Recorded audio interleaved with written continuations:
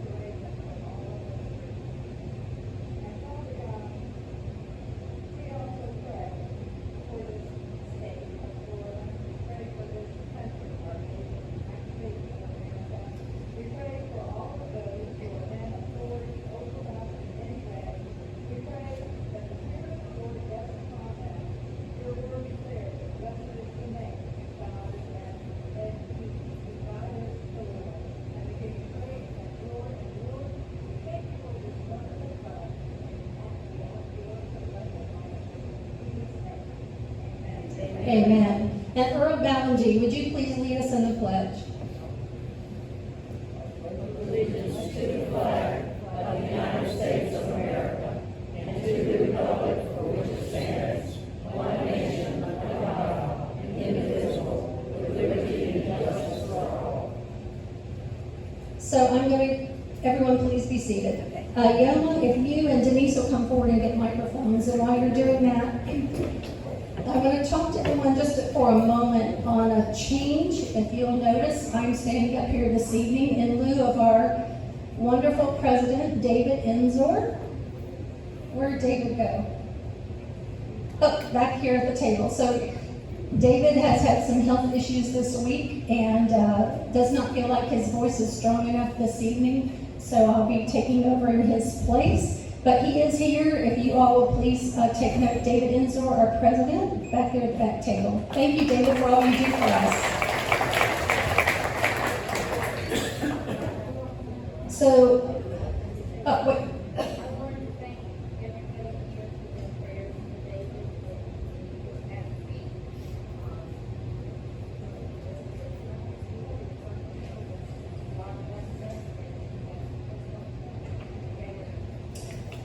Thank you, Candy. Please, everyone, keep David in your prayers as he continues to go through some physician visits and some diagnosis and hopefully some treatment. So please keep him in your prayers. We're going to please first recognize we have some elected officials in the House. We have Larry Harvey, County Commissioner. We have Paul Adamsack, County Commissioner. We have Charles Overturf, Supervisor of Elections. And we have David Buckles, School Board. And we have Linda Myers, you snuck in on me, Linda Myers, Tax Collector. Do we have any other elected officials in the House tonight? All right, thank you. Now we do have a number of candidates in the room. So what we're going to do is we're going to have the ladies go on either side of the room and hand a microphone. So if you are a candidate this year, or this election cycle, please raise your hand and let one of these ladies bring you a microphone and you can do a quick introduction of yourself. So,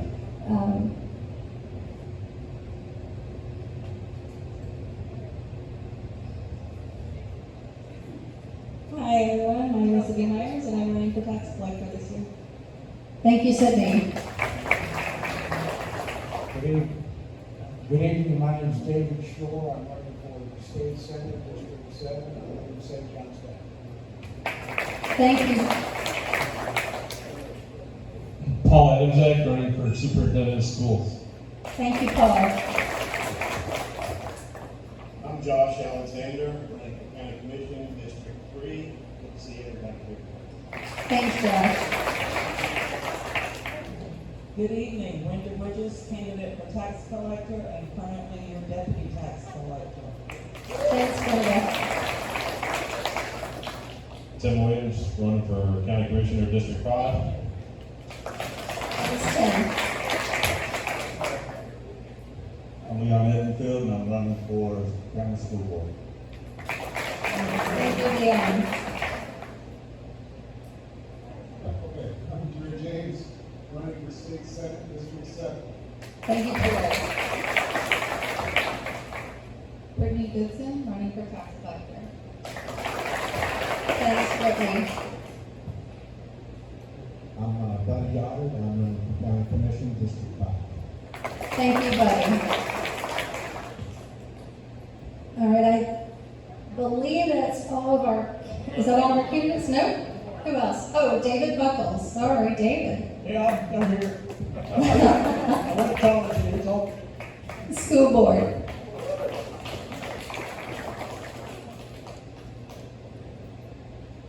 All right, and then we do have a few other candidates because it's an unusual race this year, and we'll be talking a little more about that later this evening. So we do have candidates Ann Miller, Ann Crawford, Barb Altman sitting up at this table, ladies. And we have Larry Harvey, and they are all running for precinct seats. And then I am also a candidate this year, and I'm running for your Republican State Committee woman.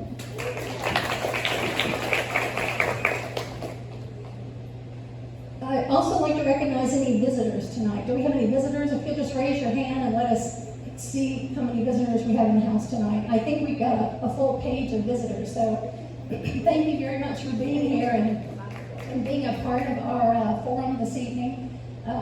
Hopefully, with your email address up front, we will add you to our email list if you're not already on it, so you can get future information on our events coming up. And then I would like to also recognize our veterans. If you are a veteran, please let us honor you this evening. Raise your hand. Thank you.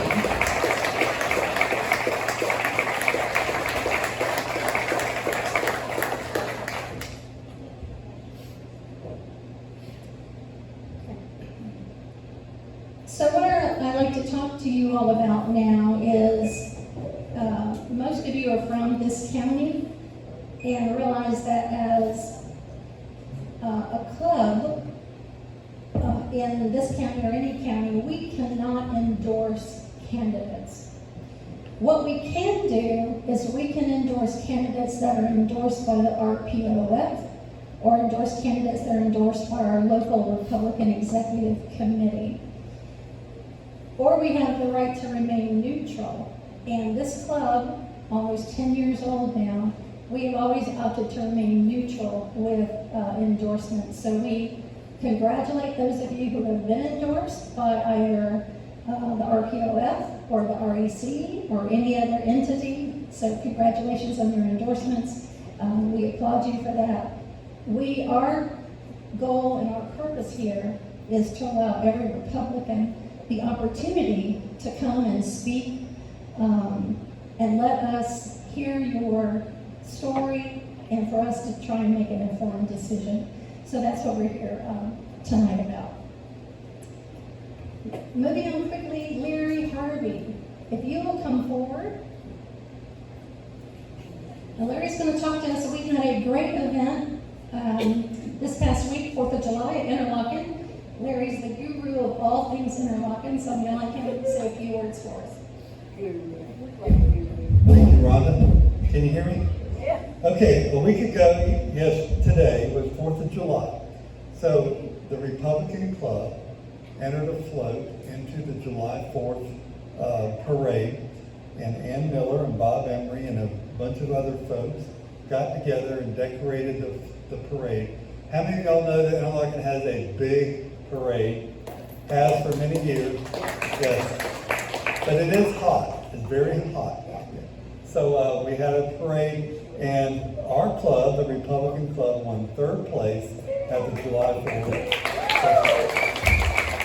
very good. So congratulations, all those of you who put it together, wonderful. So thank you very much. And I'm going to leave it right here where people can see. If we had a display case, we'd put it in there, but, so thank you guys for all your hard work, that day. It was blessed hot, and, I was glad that when that day was over and I could go get a cool shower. We are in need of volunteers, and we are in need of a number of volunteers, so if you all will think about it and put it in your hearts, if you are capable of helping us set up for this meeting, tear down for this meeting, if you can help be a host or at the table where we take in name tags or hand out name tags. So if we're going to have some other things that we're going to put out there, so we're going to create a list and then send it out. And so if you've got a desire, we need help with our Facebook page, we need help with our membership listing, we need help with our newsletter. So if there's something that is your talent, your something that's in your wheelhouse, please get in touch with me or get in touch with David Enzor and let us know. So we would appreciate help in the future. All right, so we're going to quickly move on to the forum. And before we get started, let me share with you all, we do have a wonderful facility here in the college. We do, though, have a hard stop. And our hard stop for this meeting is generally by 7:30 because we have to be cleaned up and out of here so they can have the security can have the doors locked by 8. And it generally takes us about 30 minutes to break down. So I'm going to read what the rules are. These rules are going to be actually for our tax collector forum. And then when that is finished, depending on the time frame, we might have to adjust it for our Senate candidates. So we will be, we'll be looking at the clock. Regardless, the Senate candidates, both Jerry James and David Shore, will have the opportunity to talk. We might though need to mix the question and answer portion of it. We'll just have to play that by ear and see what happens. So here are the rules for our forum. Candidates will have 10 minutes to make their presentation. If necessary, the order of the candidates may be determined by a coin toss or the drawing of straws. Surrogates will not be allowed to participate in place of the candidate. No place cards, posters, stickers, or other such campaign materials may be displayed by the candidates during their speeches. Any candidate, Republican and non-club member candidate campaign staff may distribute campaign material before or after the meeting. Candidates may not use any type of technology during their speech to display their message to the audience. They may use technology such as an iPad containing their speech or notes. The candidates will be given a signal that they have 30 seconds left to wrap up their speech. Now, raise your hand, Ann. Ann is sitting right here in the front so that you all know. She's actually going to give you like a 2-minute warning, and then she'll give you a 30-second warning. So that's why she's sitting in front. If you all just make sure to keep a little eye peeled for her. Candidates may not interrupt one another. No participant in the forum may be allowed to use props or visuals of any kind. No participant in the forum may touch any other participant during the debate. No participant in the forum will use foul or vulgar language or will refrain from personal attacks on another's character. The club president may interrupt any candidate if it is believed that the candidate is violating any of the established rules of the forum. It is the club president's responsibility and discretion, not the candidates, to enforce the rules. Written questions will be permitted. And if you did not see them, we do have the slips up front. If you would like one, let us know before we actually get started, and we'll see to it somebody brings you a slip to write your question. Questions from the audience must be in writing on the forms. Questions must be provided prior to the end of the presentations.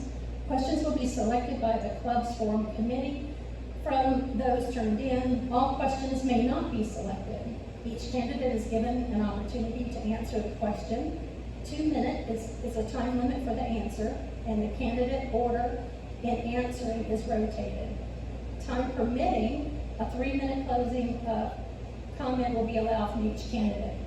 Now understand that the time limits That's the maximum. If you don't have 10 minutes of a speech you'd like to give, you may, do something shorter than that, but that's gonna be your maximum at that time limit. So with that said, I think we're gonna do like we've done before, and we will go alphabetical order for our presentations. And we're gonna start with our tax collector. So I believe that as Ms. Bridges up first.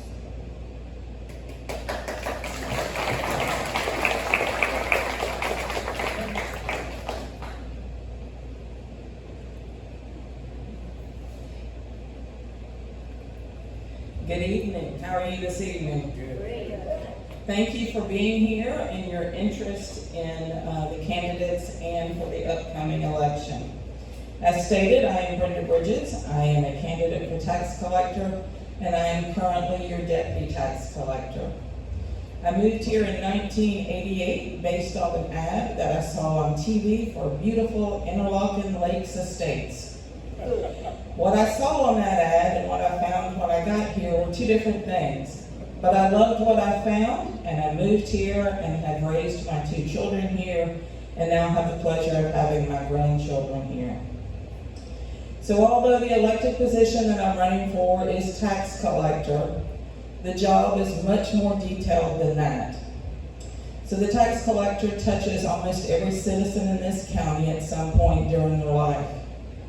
From a birth certificate to a first driver's license, to the purchase of a car or your home and the taxes that you pay on it, we touch everybody at some point in this county.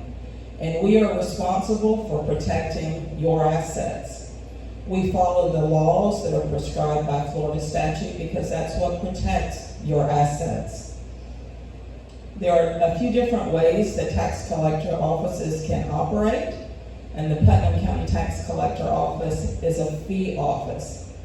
That means that we receive no money from the general revenue and that our operating budget runs strictly off of fees and service charges that the state dictates for the work that we do. Those fees are intended for the effective and efficient operation of our office and for all of the tools and necessary equipment in order to get the job done. DOR is responsible for approving our budget and also responsible for ensuring that we spend those funds according to how that budget is approved. Florida law requires that we are audited annually, and we have received a clean audit for the past 12 years, and we are proud of that record. We have also received a Excellence Award and a Legacy Award by the Florida Tax Collectors Association.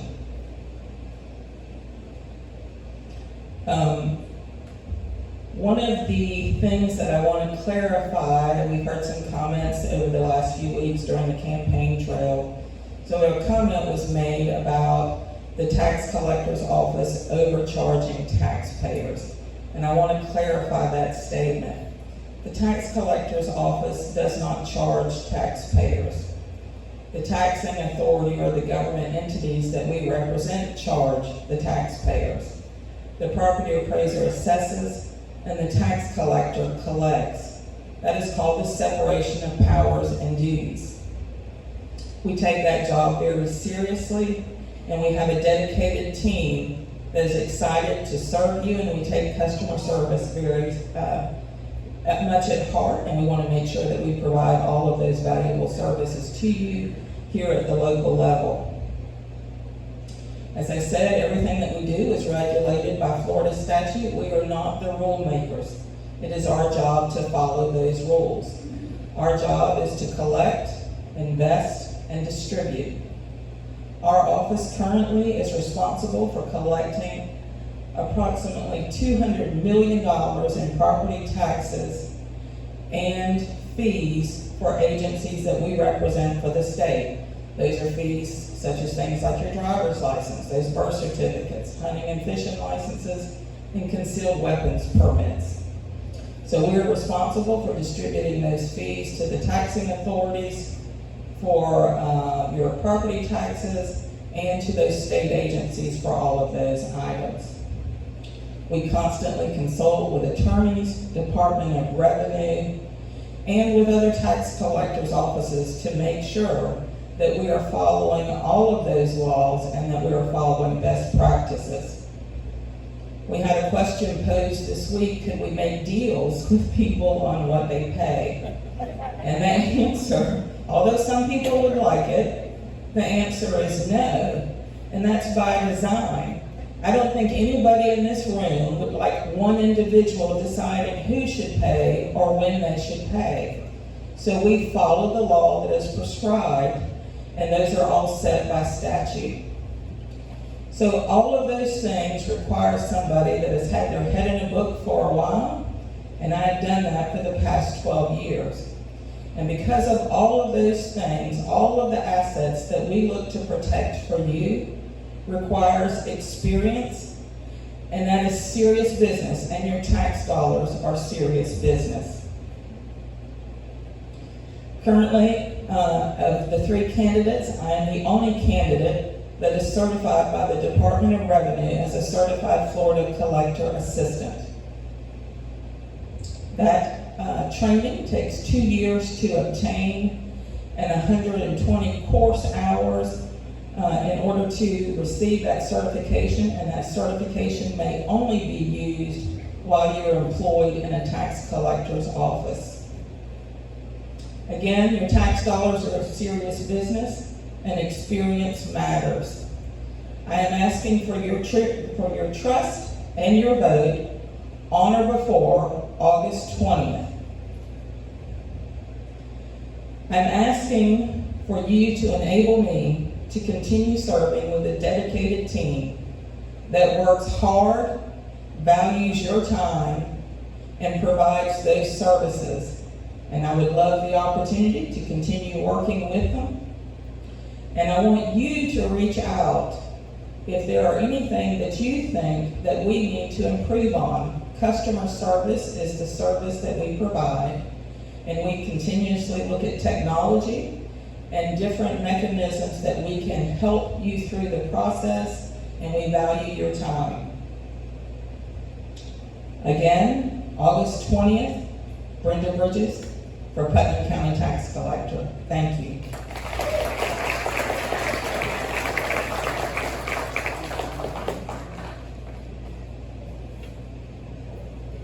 Thank you, Brenda. I'd like to say good evening and thank you all for coming out tonight. Very happy to see you. It's a nice crowd. So next up we have Brittany Goodson.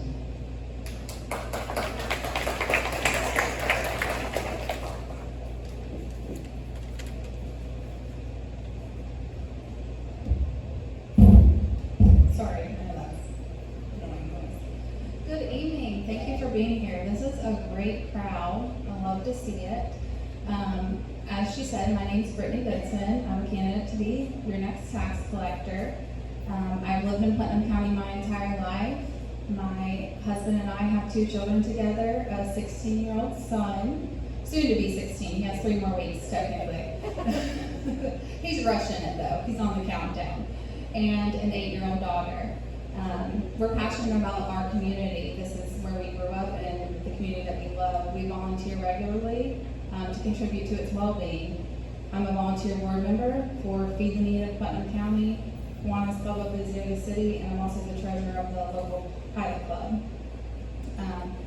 And oddly enough, I started my education right here at this college.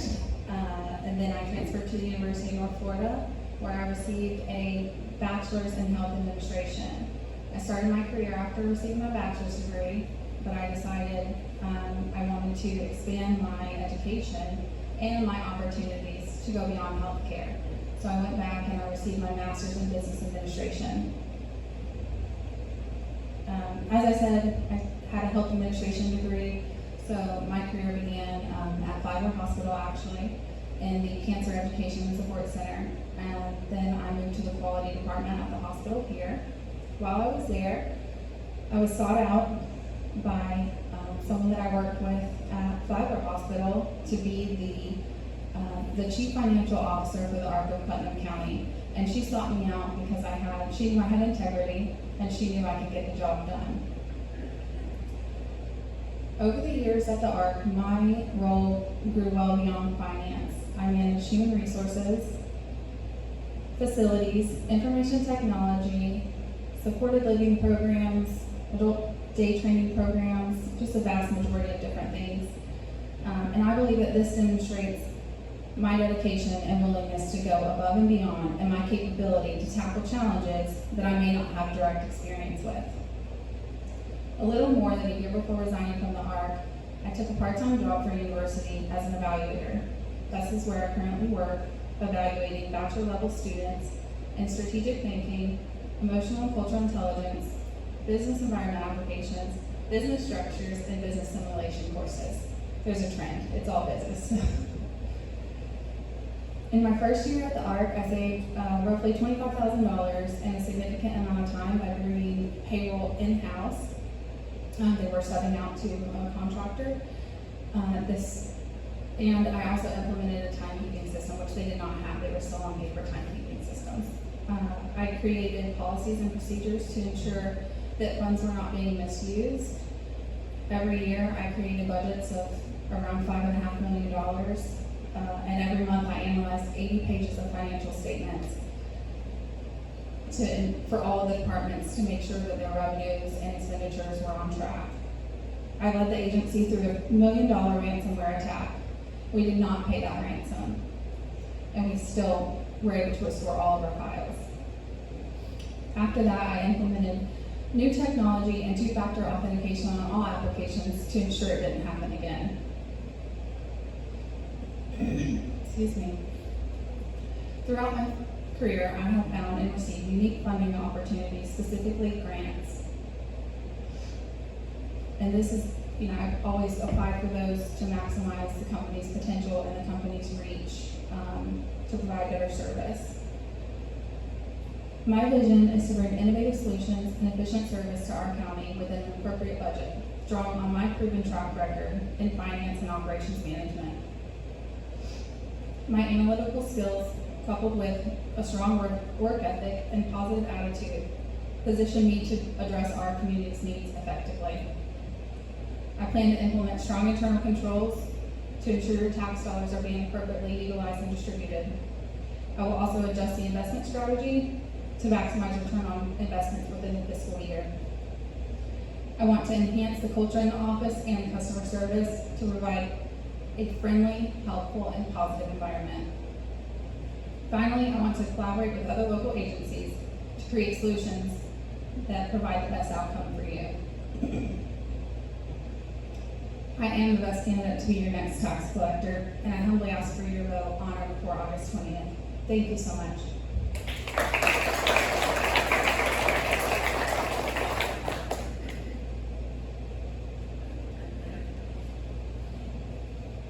I was made aware that I did not introduce myself.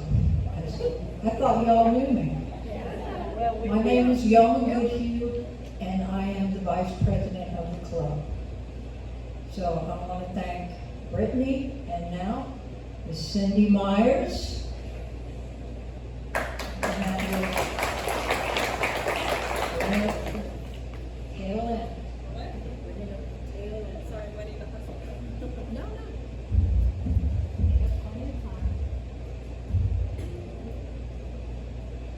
Sorry if I get situated. Good evening, everybody. Thank you for having me here, allowing me the opportunity to speak to you tonight regarding my campaign. My name is Cindy Myers, and I'm currently running for Putnam County's next tax collector. I was born in Louisiana, where my parents met. I didn't live there long until we had to up and move again. Because my dad was in the Air Force, so we moved and lived everywhere around the world. He retired about 10 years ago, which brought us here to Putnam County, which is why we're here, and my grandparents lived here before, so this is where my family was. I now have my own family, and we live in East Palatka, where I raised my 3-year-old daughter while working from home. I work for a tax defense law firm where I oversee and manage licensed tax professionals. There's about 70 of them are licensed tax professionals, accountants, and lawyers. I help manage their interactions with our clients, and I also work directly with our clients to ensure the best possible customer service. I'm sorry, I'm losing my voice, I talked a lot this week. To ensure the best possible customer service is being provided to our clients.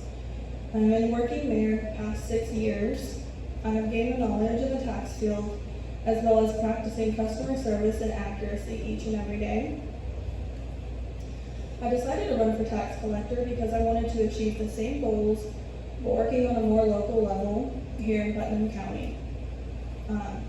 To explain that, I work remotely from home, but the company is out of Jacksonville. So working in the tax collector's office will let me work more locally and closer to the people I live around.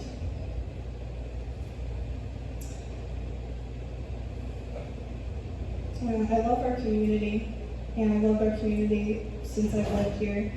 I believe the people of Putnam County deserve a tax collector that they can trust, and that means being open and transparent and honest while not charging our citizens incorrectly or making them pay any more than what they owe. To elaborate on that, I am referencing a recent issue that I heard about where the tax collector's office will be charging a commission off of the new school bond. From my research, I have found statutes stating that they have a right to charge this commission, but in another statute, they do not have to. And those are statutes 192-091 and 192-102. The tax collector's office has already started charging this commission, and in doing so, they charged it incorrectly, requiring them to issue a refund. And this affects you as a citizen because this commission in time will be paid by the taxpayers of Putnam County. The tax collector's office sets the commission on voted debt, and their office did overcharge that commission. And once it was called to their attention, their office had to issue a refund.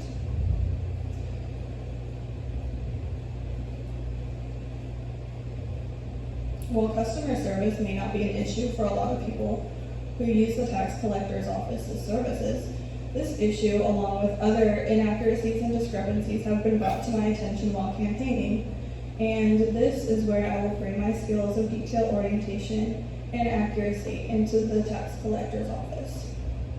Another thing I would like to add would be providing education to our citizens regarding exemptions and options that they may have when having to pay taxes. I know taxes and situations you run into while being a taxpayer can be scary, but knowledge is power, and that can take away from some of the stress that comes along with being a taxpayer. Some exemptions you may not know about are homestead exemptions, tangible personal property, economic development, active duty and veterans, and exemptions for seniors, just to name a few. My campaign has been based off of accuracy, trust, and integrity, and those are what I would provide to you. I may not have direct experience working as a tax collector because I am not in that office yet, but I do have experience in customer service and the tax field. Everything a tax collector does is in statute, and those will be my guidelines to serve our community. Once elected, I plan to attend and complete any necessary trainings and certifications. I'm a quick learner, and experience comes with time. So I kindly ask for your vote on or before August 20th to give me the opportunity to serve you as our next tax collector. Thank you.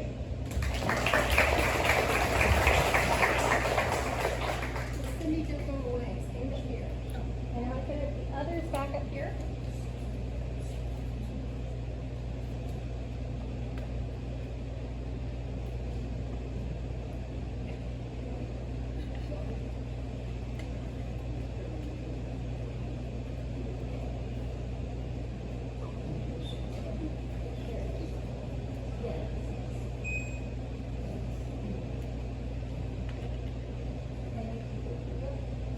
No, okay, it's working now.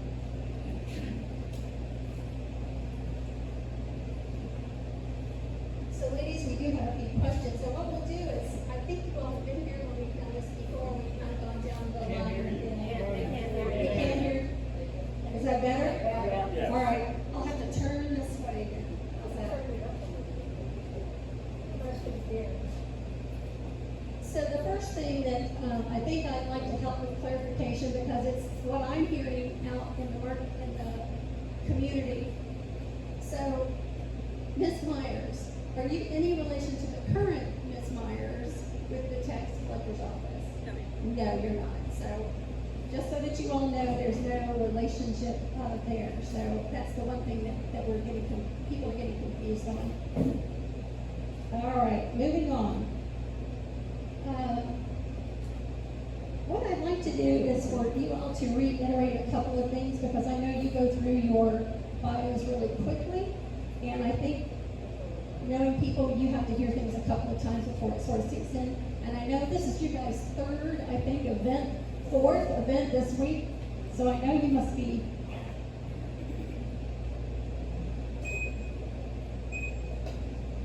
All right, there you go, better. Yeah. Better? Yeah. So please give us a quick rundown. What organizations are you currently involved with as a volunteer within our community? And we'll start here with you first. Yeah, walk up there. Thank you. So I did address that in my speech. I am involved in, I'm a board member, volunteer board member for Feed the Need of Putnam County. It's a backpack program that sends food home with children, about 800 children a week. I am also a volunteer board member with the Kiwanis of the City. We do a lot of great work, scholarships for local kids. It's all local. And then I am the treasurer of the Baca Pilot Club. And also, making a plug here, we'll be at the river cleanup this Saturday from 8 to 12. Thank you. Brenda? Thank you. I am currently a proud member of Sunrise Rotary of Palatka. I am a past president and past secretary. The Rotary motto is service above self, and I live that motto every day and believe wholeheartedly in it. I currently am the president of the Lee Conley House Domestic Violence Shelter Board of Directors, and I am a member of the Women's Club of Palatka. I'm also a past president of Ducks Unlimited, and I also served in various other clubs throughout the years, but those are the most current. Thank you. Thank you, Brenda. Hello. So right now, the only club that I have the pleasure of being a member of is this Putnam Republican Club. Like I said, I work from home and I am a full-time mom of a 3-year-old, so working simultaneously and taking care of her doesn't really allow me a lot of time yet to be involved in a lot of activities. However, she's going to school soon at her age, and we're getting involved in the community is going to be something that I look forward to doing really soon, especially if I'm elected. That'll help get me involved in the community as well. Thank you. All right, our next question, Brenda, you're up first. A number of counties around us have centralized their offices, and I know we have a couple of remote offices. If elected, what is your plan for Putnam County with regard to our current offices? We currently have 3 offices, one in Interlochen, one in Crescent City, and of course the main office in Palatka. All 3 offices will remain. That is for customer service reasons. There are a lot of people that live in Interlochen and Crescent City that may have transportation issues, and having to come to town could be a problem for them. All 3 offices are full-service offices, with the exception that Interlochen is currently the only office that does not offer concealed weapons permitting. And then the 2 branch offices do not do the fingerprinting for CDL licenses. That is done in our main branch only. but those 3 offices will remain open. There are no plans to change any of that. Thank you. Thank you, Brenda. Same question. Can you repeat the question? I'm sorry. A number of our surrounding counties have taken their offices and centralized them. Currently, we have a decentralized system. If elected, what is your plan for our offices? So this topic hasn't been brought to my attention yet. I haven't thought anything of it. So once elected, that's one thing that will be looked into, and I'll be happy to get back with an answer. Thank you.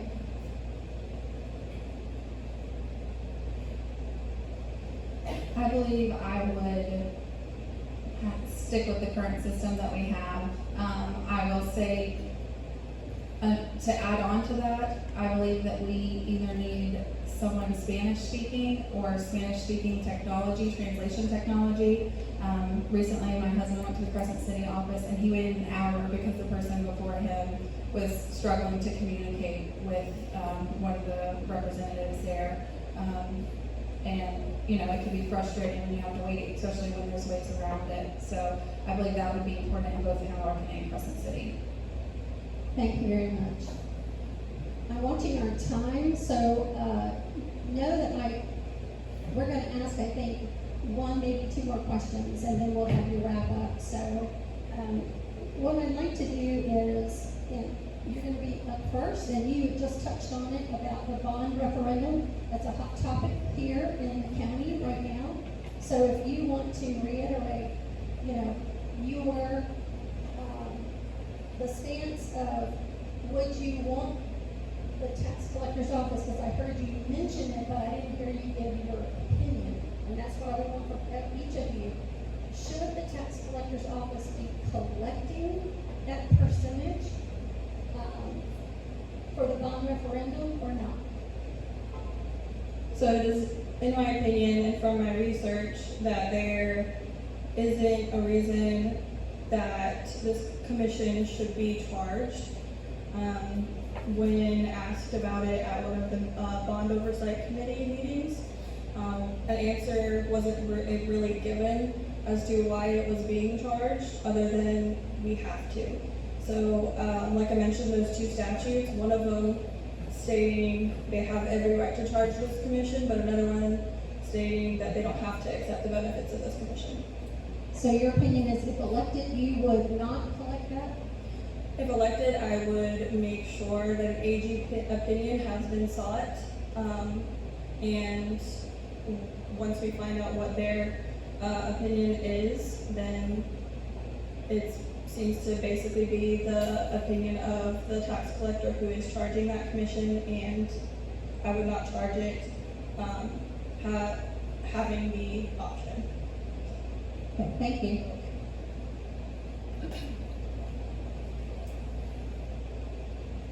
So I have not done as much research. I have watched some of the school board meetings, and I've seen their attorney state that they had information that it did not have to be collected, and on the other side of that, heard information that an attorney said that it does have to be collected. So I am very unsure, I will say that. I do believe that a 3% commission on that amount of money is excessive. That is a lot. I don't remember the exact amounts, but I do, believe in communicating and trying to find a middle ground, and I believe that's what I would try to do. Thank you. Brenda? Thank you. The commissions are outlined in Florida statute, and that applies to all taxing authorities. So currently, the Board of County Commissioners pay a commission on the tax revenue that we collect for them. That is paying us for the work that we do to collect their revenue. They also pay the commission on the other 3 line items for the school taxes that are on your tax bill. The only commission that the Board of Education is paying is on the voted school debt millage, and those are defined very clearly in statute that non-voted is paid by the Board of County Commissioners, and the voted commission is paid by the Board of Education. So at that bond oversight committee, they did reference an AGO opinion where they thought we could waive that fee. The AGO opinion that they cited, we responded back to the attorney and told him that that AGO opinion only applies to a budget office tax collector. We are not a budget office tax collector. We are a fee-based office, and if we were to waive the fee for one taxing authority, then the other taxing authorities would come up and want it waived for them. So we must follow the statute, and Chapter 195 says that the Department of Revenue shall make the rules and regulations, and that the taxing and assessing of property taxes shall be followed by the property appraisers, tax collectors, clerk of courts, and the Value Adjustment Board, and that those rules shall be administered uniformly, justly, and shall follow the state statute, and that is what our office is doing. So all of those commissions at the end of the year, remember I told you earlier, we're a fee-based office, and those fees and commissions are dictated by statute, and that is to run our office. At the end of the year, any money that we have not spent to run our office, we do not get to keep. We give it back to the taxing authorities let me take that back. We do not give it back because they didn't give it to us. We give to the taxing authorities any excess fees or commissions that we have not spent and a pro rata share to the taxing authorities that paid in. And that is also dictated by Florida statute. So we are following those statutes exactly as the state. We have referred to Department of Revenue. They agreed with us.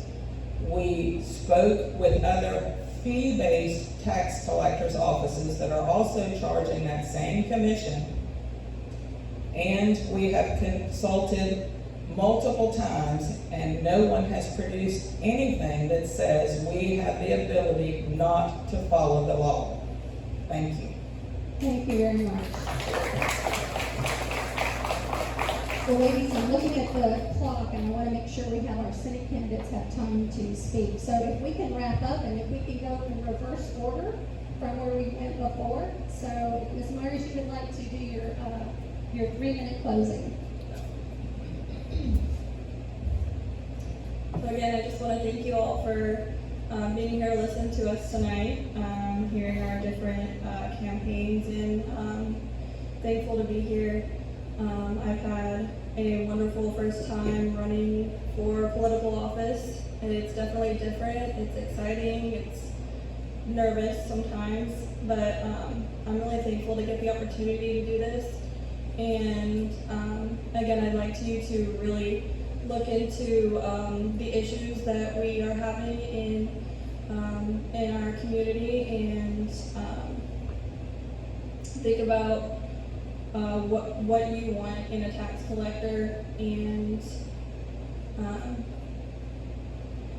again, I'm just thankful that I'm here and to have you all listen, and have a great evening.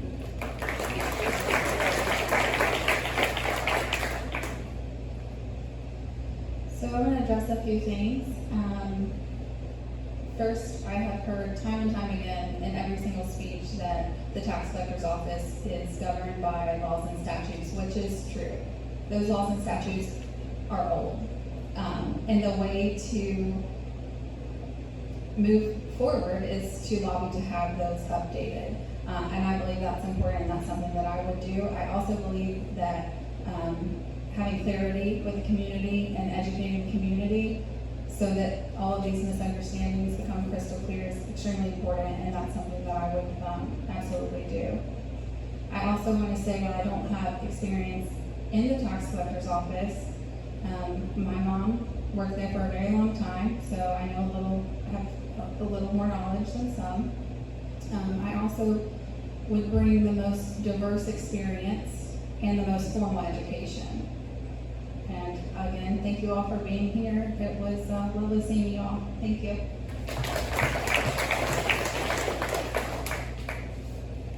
Thank you. I know what you've heard tonight sounds very complicated, and it is, and that's why experience matters. The fact is, the tax collector's office is a constitutional office and is required to follow the law. That is your protection. That is what protects your assets. And if we fail to do that job, not only do we fail in the office, but we fail you and we put you at risk. I am certified by the Department of Revenue as a certified Florida collector. I have 12 years experience in a tax collector's office. I invested in this county when I first moved here in 2 businesses, and I have business experience that brings customer service experience with it. Your tax dollars are serious business and experience matters. Again, I am respectfully asking for your vote, Brenda Bridges, for Putnam County Tax Collector, on or before August 20th. Thank you.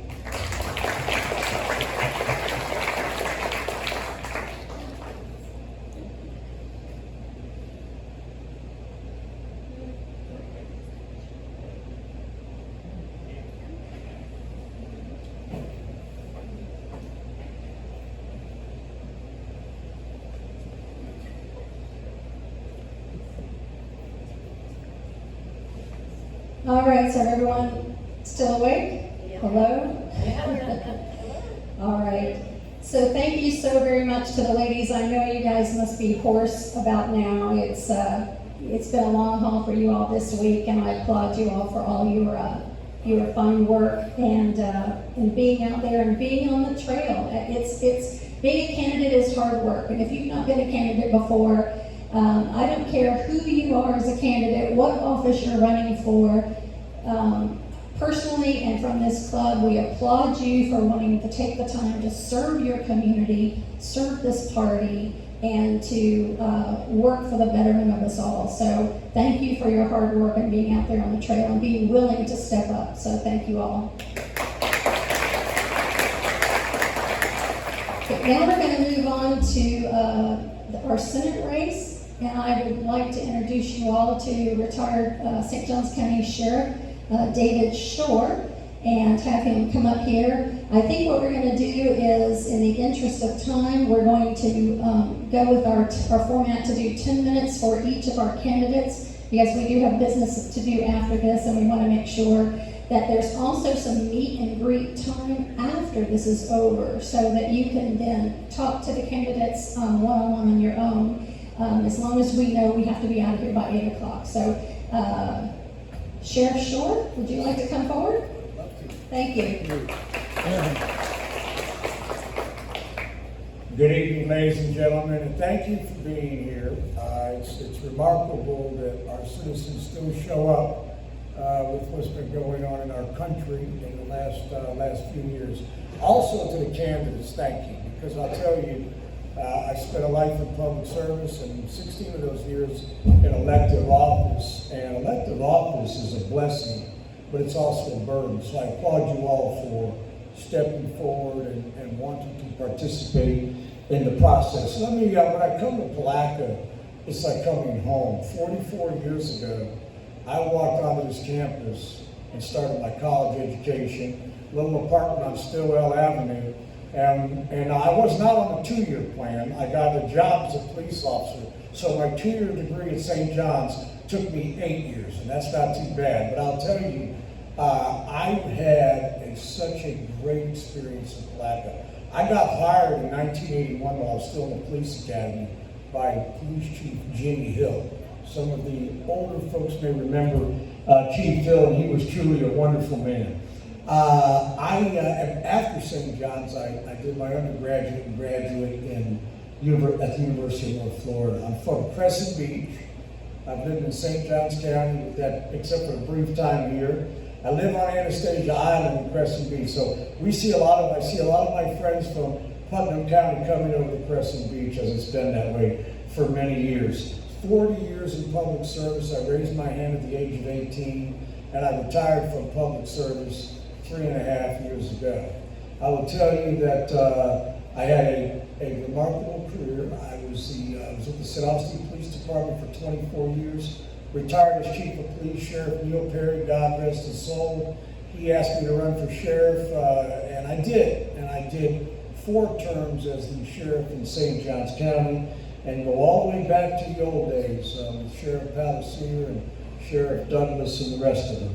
I also did 24 years with Florida Army National Guard, a lot on active duty. I started as an enlisted soldier, became a commissioned officer at Camp Blanding, and did many stints on active duty. I was a combat engineer, served overseas in the combat theater of operations, and during many state emergencies. You know, I think I was one of the original Republicans in St. Johns County. A lot of people don't know it, but back in 1980, I think we had 50 Republicans in St. Johns County, and I'm not sure Putnam had 80, maybe 2. So things have certainly changed, and I'm glad of it.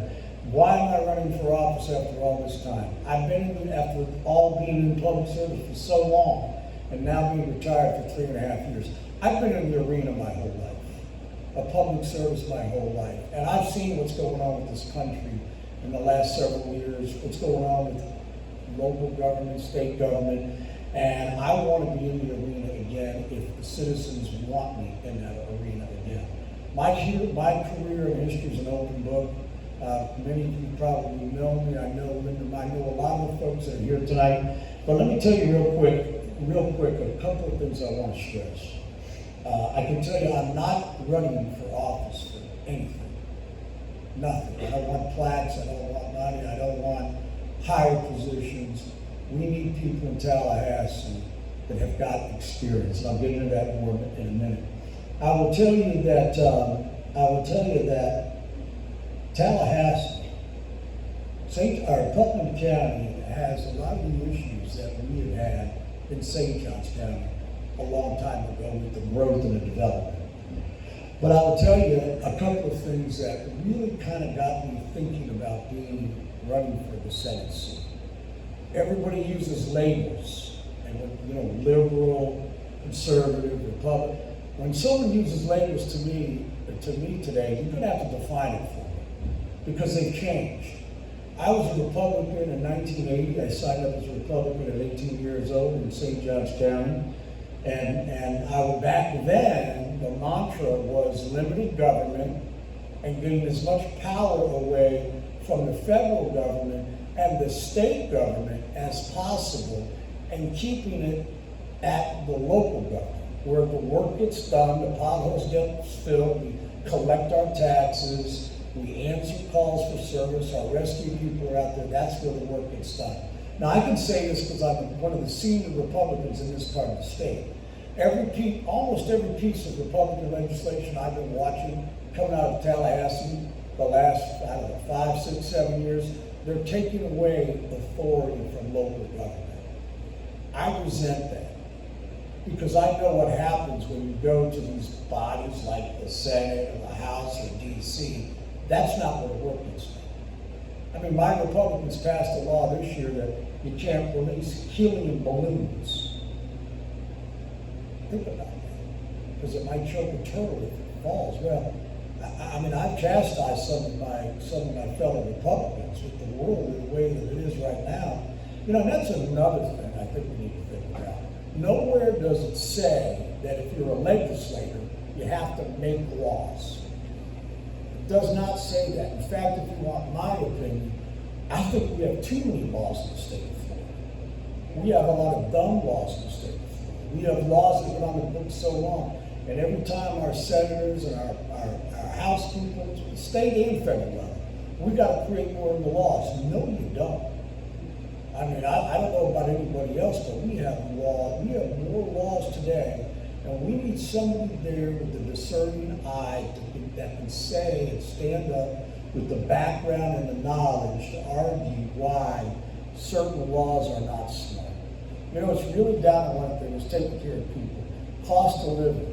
I mean, I don't know how much effect we could have on that in Tallahassee, but I got to tell you, I know it's a problem in Putnam County, because it's a problem in St. Johns County.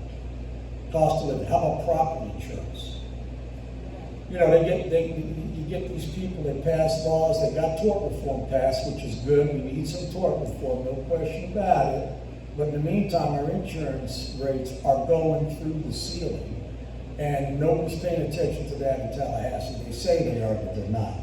So, you know, it would be a lot easier for me to stay on the beach. And my wife, by the way, I've been with my wife, Laura, for 40 years, married 38 years. I've got a beautiful 34-year-old daughter who teaches school. I've got a 32-year-old son that works at a homeless shelter. And most importantly, I have a 4.5-year-old granddaughter and a little grandson who's about 2 years old. And I can tell you, nothing has been as transformative for that. But I could go on and on. I've got time left, but I won't take it all. But I just want to tell you that, you know, we live in the best state in the country. And we live in the best part of Florida. I've been all over it, many of you have been all over it. And we have to do everything we can to keep it. Development, you're going to be dealing with that if you're not already. Overdevelopment. And I will tell you, it is a huge, difficult challenge because people that own property should have the right to build a home on that property. But I will tell you, the days going forward, I've been around, I've been coming over here, 2 more minutes. I've been coming over here a lot lately because I've got some friends that have bought some property in Malacca. And I'll tell you, it's coming. I'll have to tell you who lives here full time. And that's going to have to be watched. But I will tell you this, Putnam County, for me, is like a second home. I have friends, longtime friends here, wonderful friends, and I got my start here. Jimmy Hill gave me the start. I went here, I got my 2-year degree, and then I wound up as an adjunct professor when I was chief of police for St. John's River. We live in a great place. Sometimes people complain too much. I give a lot of grace and gratitude to God because I will tell you that we are blessed people. Even with all the noise out there and the news and the politicians back and forth, we're blessed. And Putnam County is blessed because you folks showed up here tonight because you care, you're not apathetic, and apathy is probably the biggest enemy of the Republic. I worry about our Republic. I'm a student of history. I was down at President Trump down in Doral earlier this week. I got to spend a couple of minutes with him, but I talked with a lot of other folks. There's a lot of concerns out there. It all starts and finishes at the local level. Whatever decision you make is going to be the right decision. God bless you, and thank you for all you do.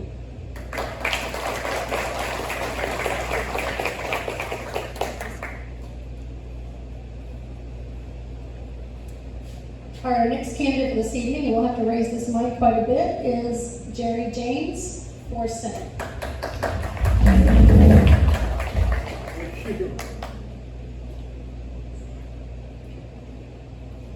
Thanks a lot. It's the 3rd time I've been in Putnam County this week. Fortunately, I received the endorsement of the REC here, so I'm thankful for that. A little bit about me for some of you that don't know. I'm a husband of 1 wife of 35 years. I have 2 adult sons. They're both men. One's a world champion. I played golf for a living for a long time, about 25, 30 years. Started investing money for some of my fellow golfers that I competed with and myself. Went out and got my licenses and then became a financial advisor while I was playing golf. I've served in prison ministry for the last 15 years throughout the prisons in the state of Florida. I'm an ordained minister and I'm a devout Christian man. The reason that I'm running, I am a constitutional conservative, citizen patriot. I am not a politician whatsoever. And I am a person that our founders wanted to run for office, not the political class that is currently in office and that continues to run for office. The agenda that I think that we all need to have is, number 1, get our vote straightened out. Without a free and fair election and a verifiable, transparent election, we have no country. I don't know how many of you thought that there was a problem in 2020. I certainly did. When I went to my local REC and asked the chairman if he thought that our election was freely and fairly conducted, he said absolutely. I knew at that point we had a problem. I decided then to run for office in the state senate because I felt like there were issues with our own Florida political Republican Party and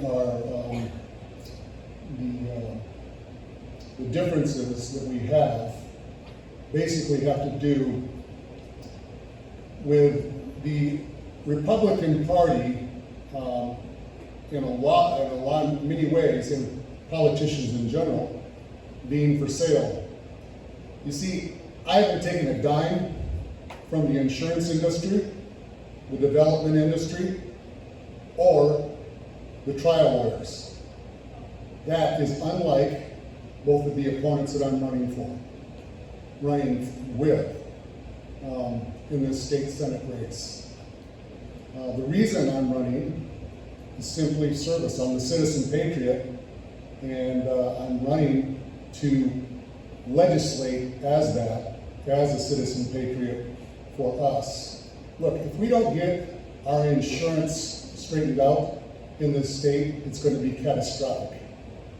I just want you all to look at HB 837. Go home and look it up. HB 837. David said earlier, tort reform was a great thing. I completely disagree, because all HB 837 did was pass the liability from the insurance company onto us.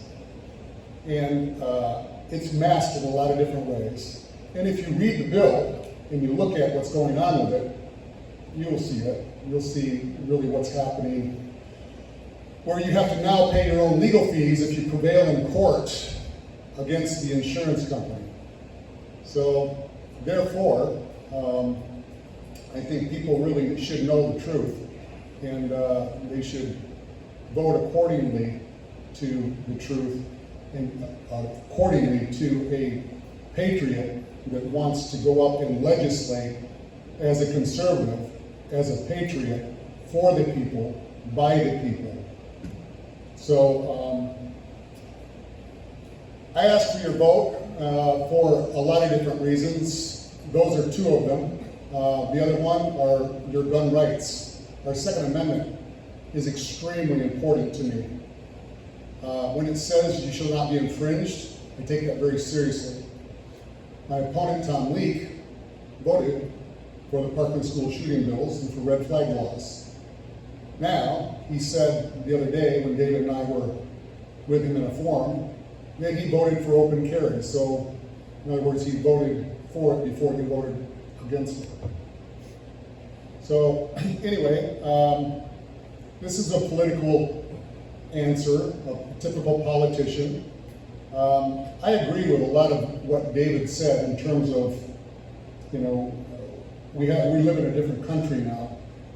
But we live in a different country a lot because our politics are for sale and our politicians are for sale.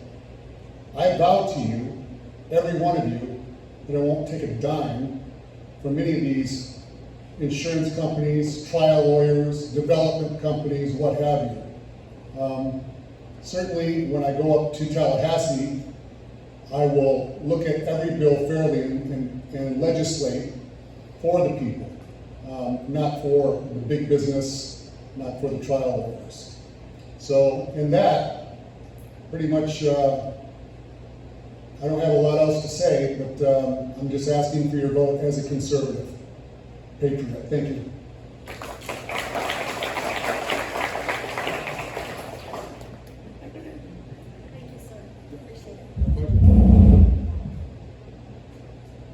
All right, so what we're going to do now is follow our agenda, and I'm going to ask Charles to come forward. There are some things happening in Putnam County with our election, and Charles has been kind enough to grace us with some information on the upcoming election. Have your pen and paper out if you want to take some notes on dates and on details. So thank you, Charles.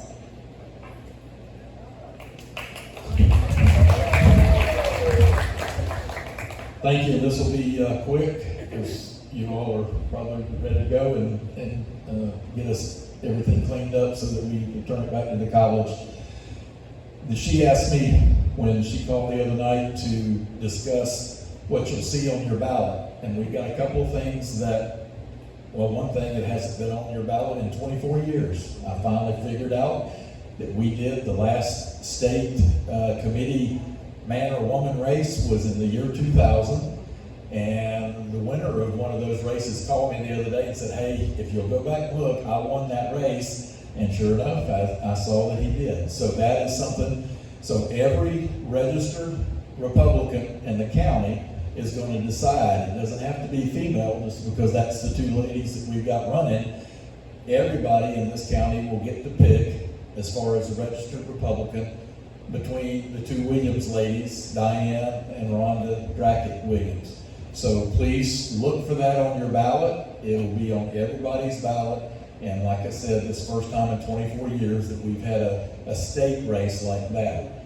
Now to break it down even further, and one of the candidates mentioned about the local level is where a lot of things happen, and they're exactly right.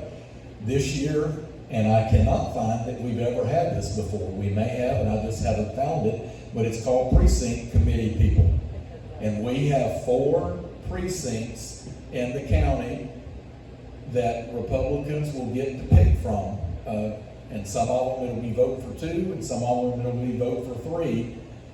And how we get to that is every party, and most of the time the Republicans and Democrats are about the same, at least in Putnam County, and that is for every 999 registered voters, not registered in the party, but registered voters, the party gets to have 1 male and 1 female in that precinct.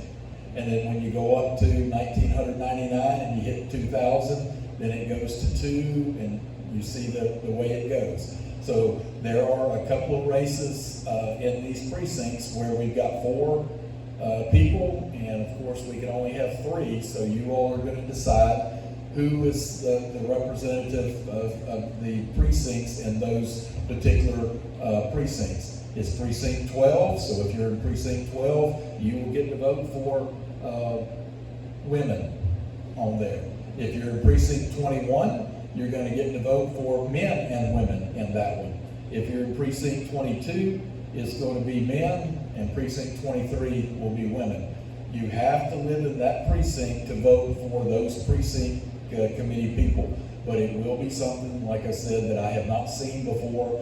I talked with my friend Vicki over in St. Johns County, and she says a lot of times they've had that. She said this year, we don't have any precinct, we do have state. And I said, well, Vicki, I'm getting to break us in here that we're going to have 4 precincts that voters will get to pick from those. And I think Rhonda mentioned some of the candidates that are sitting here, and maybe, hopefully at another meeting, they may get to have give an introduction and that kind of thing. So that will be on your ballot. So please remember that. And again, all registered Republicans get to vote for the state committee woman. And then if you're in those particular 4 precincts, you get to vote for either the men or the women. I thought I would close with just a couple of dates so that you can keep it in mind. You all have heard about the write-in situation. July the 22nd is the book closing date for Putnam County or for the state of Florida as far as people either registering or changing their parties. So just a few days, about 10 days from now, is that deadline. So please remember that. We will tomorrow send out about 3,600 vote by mail ballots. We've already sent our overseas last week.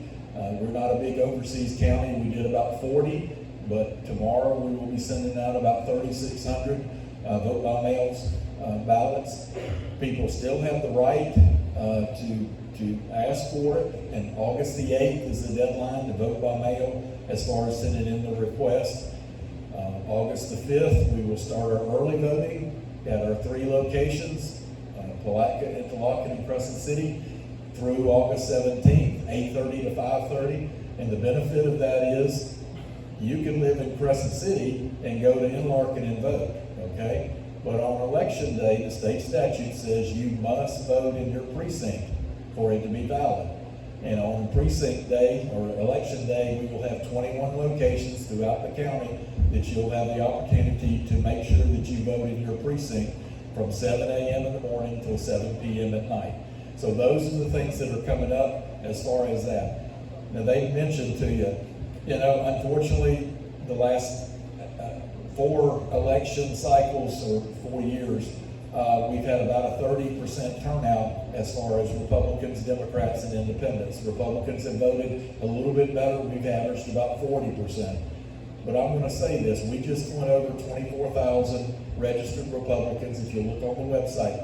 So 40% of that is about 9,600 votes. And then when you start dividing that by 3 candidates, do you see where I'm going with that? You get 5,000 and you're really in good shape. But when you think about it, surely we can vote better than that and be a higher percentage than that as far as that's concerned. So please keep that in mind. August, we will have several of our races that are over with in August, in all probability.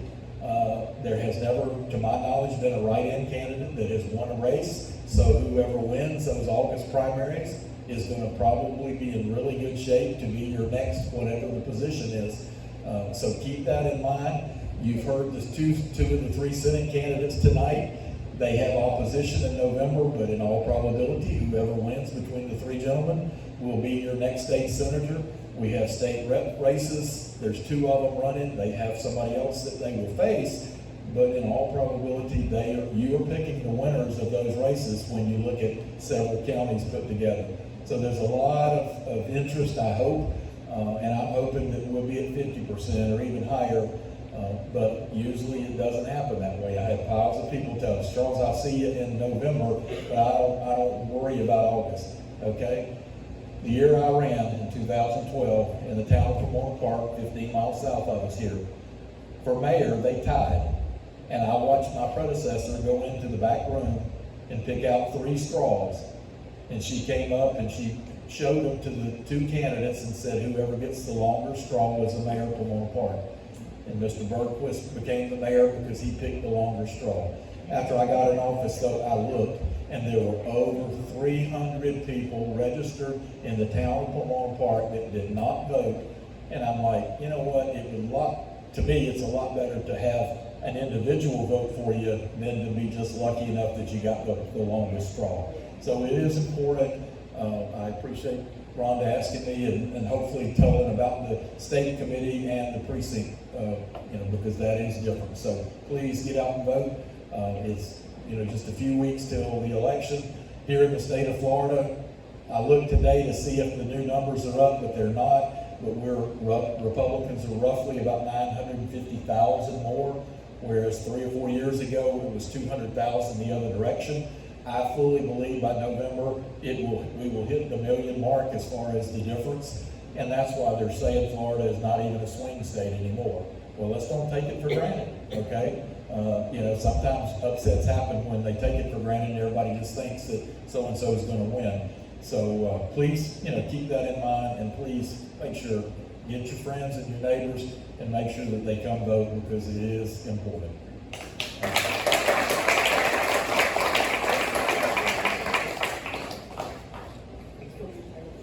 All right, guys, I'm sure that the talk of precinct committee men and women and state committee men and women are probably as clear as mud. Is that correct? Yeah. I'm seeing a lot of nodding heads. We don't have time tonight to talk about it. What we will do is put out an email blast to everyone here so you can know what that is about and what that means, and then we'll talk about it a little more at next month's meeting. So if you'll come back to that so we can talk about that. There's a correction on your form if you were to take it, or if you're just going to make a note. Our upcoming board meeting is on August the 1st. The place to be determined. We'll put that out in a message. And our next monthly meeting is here on August the 8th. And then Yomi, you want to come up here quickly and tell us who our speakers are for August? And while we're waiting on Yomi to come up, please, Bob, where'd Bob go? Bob Emery. Bob has been having a little contest that we've been picking who we think Trump's VP choice will be. If you have one of those chips of paper, please turn it in to Bob this evening, or if you want to do that, please get with Bob and fill out who you think would be that candidate. We're all anxiously waiting to hear that. So, Yama? J.D. Vance. Okay, that's just who I think. Anyway, on August 8th, we have Giovanni Palencia, J.R. Newbold, and that's District 1. And it's another packed night with five candidates. Then we have Edenfields, Buckles, and Hotelling. Those are, the first group is for District 1 Commissioner, and the second group is for School Board. And that's all I got. But that's a lot. We have 5 candidates per meeting. Thank you, Yoma. So know that the August meeting will be our last meeting before the primary election. So please come back and visit us again to hear those candidates speak. While we're sort of wrapping up before we close, if anyone else would like a raffle ticket, you can see about getting that. One other thing we're doing is we're looking for a small enclosed trailer. It takes a lot to carry all this stuff from place to place. And so we are looking for a small enclosed trailer to be able to haul the stuff in. So if you all have any ideas for us, please let us know. Is there anything else for this evening? If not, we're going to go ahead and close out the meeting, and then I think our tickets are being tabulated, the money for the 50-50, and then we'll have the drawing, and then you all are free to mingle with our guests and with our candidates. So we're closing the meeting out. Thank you so much, and we will see you next month. I'd like to say one thing. A little boy went to his father. He said, "Daddy, what is a socialist?" He said, "Well, son, that's somebody who wants everything that you have except your job."